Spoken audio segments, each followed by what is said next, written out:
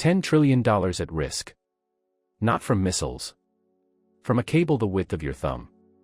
Russia pushes a nuclear sub through the GIUK gap to cut Europe's data artery, and NATO's first response fails. Stay. We'll show you how an autonomous Norwegian drone hears what humans miss, how a French sonar turns into a fake whale choir, and how a US sub builds a 3D kill box without firing a torpedo. If the future war is about data, this is the first battle. What would you do when the map goes dark? Before we move on, I'd like to ask you a small favor. If you appreciate this content, please take a second to like this video and subscribe to the channel. Over 98% of you watch the videos without subscribing. It costs you nothing, but it makes a huge difference to us. So, did you click the subscribe button? Great. Thank you so much.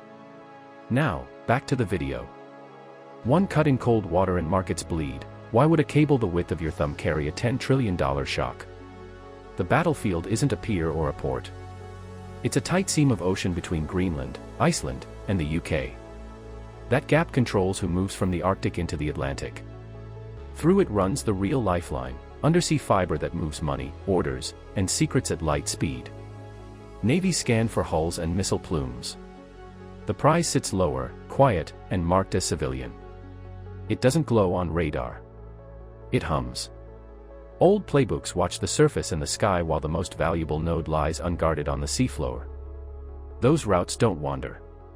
They cluster on terrain that makes engineering sense, broad plains where burial is easy, long gentle slopes where a ship can lay cable without kinking it, and straight runs toward known landing points on the UK coast.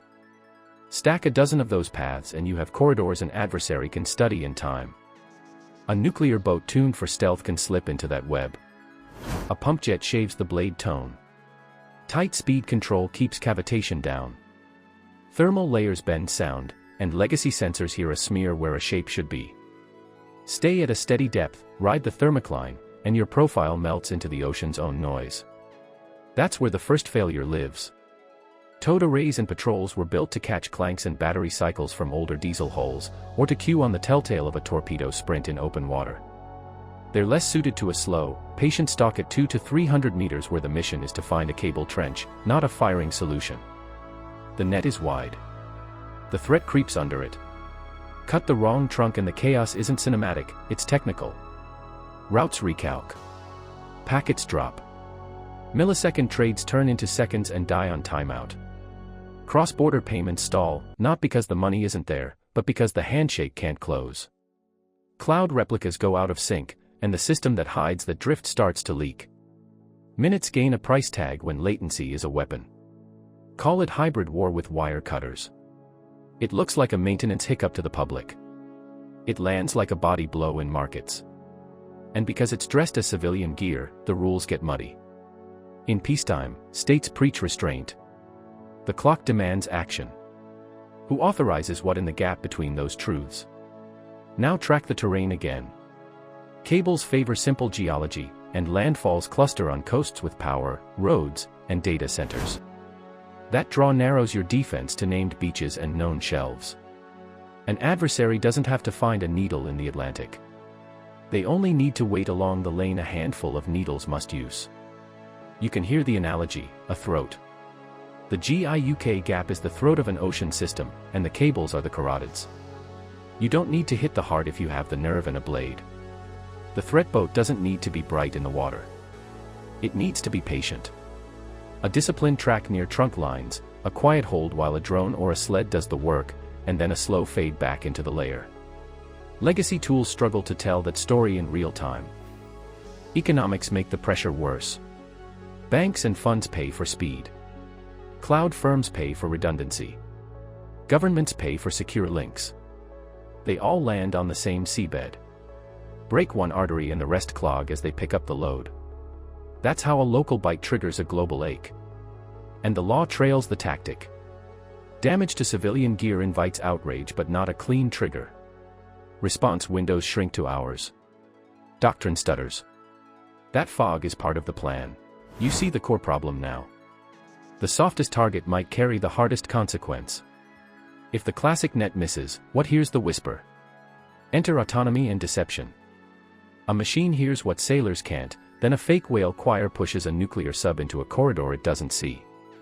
Norway sets the first hook. They seed the seabed with an autonomous watcher, a Hugin-class AUV about the size of a minivan, riding battery and current to stay quiet. It logs faint harmonics that humans blur into surf noise, pump frequencies, coolant rhythms, blade tone drift, while its synthetic aperture sonar paints the bottom in photo-grade detail. To your ear, that's just the ocean breathing. To the filter bank on board, it's a signature with edges. The match flags. The alert moves from a low data whisper to a tasking message, and the boat in question keeps radio silence. No periscope. No beacon. Only the rhythm of engineering metal in cold water. France pivots next. A multi-mission frigate stops only listening and starts projecting. Its variable depth sonar lowers, then broadcasts a low, rolling soundscape built to read like pilot whales in season. Long clicks, fluctuating sweeps, layered intervals.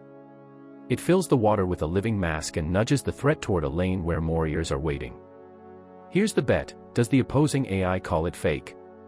The pattern isn't flat. It drifts, overlaps, and breathes on a natural cycle. It persists long enough to feel like a migrating pod, not a tape loop. The corridor narrows because the smart play is to avoid unknown contact, and that contact now sings like life, not a trap. Meanwhile, Britain plays misdirection at range. A silent boat shapes its noise to echo an old diesel signature far off axis. It never closes to kill. It just tilts the mental map on the other side. If your plot shows a clunky relic to starboard, you shade left, and that left turn walks you deeper into the guided lane. The American role is fusion.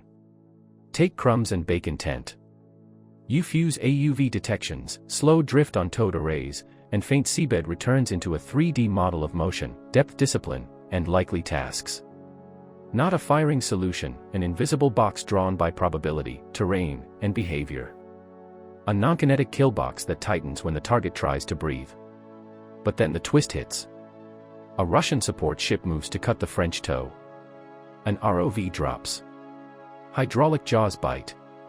The projector line stutters and then goes dark. Acoustic clutter floods scopes. Data links choke. For a beat, the wall is gone and the ocean turns into snow. The lid holds anyway. Because the net is distributed, not singular. The Norwegian AUV keeps logging. Other passive arrays keep thread-level contact. A maritime patrol jet sweeps above, laying a fresh layer of detection. Below, a US sub rides shadow, keeping the geometry honest. The track never fully breaks. This is the story of sound turned into shape. The sensor net doesn't need volume, it needs correlation. One node hears a pump. Another sees seabed scatter shift. A third feels wake in a layer. Together, they predict a turn before it's visible. That's how a force with no trigger press still sets conditions for a retreat. The support ship stalls, boxed by optics from above and a quiet tail below. The cutting move now risks escalation. The submarine sees the box tighten without a ping of warning. You don't fight a shadow stacked in 3 domains. You back out and live to try again.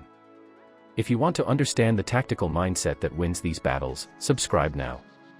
You've seen the method, now ask the hard question: can Europe harden the seabed fast enough to stop round 2? Comment your COIC. The next war prize isn't a port or a bridge.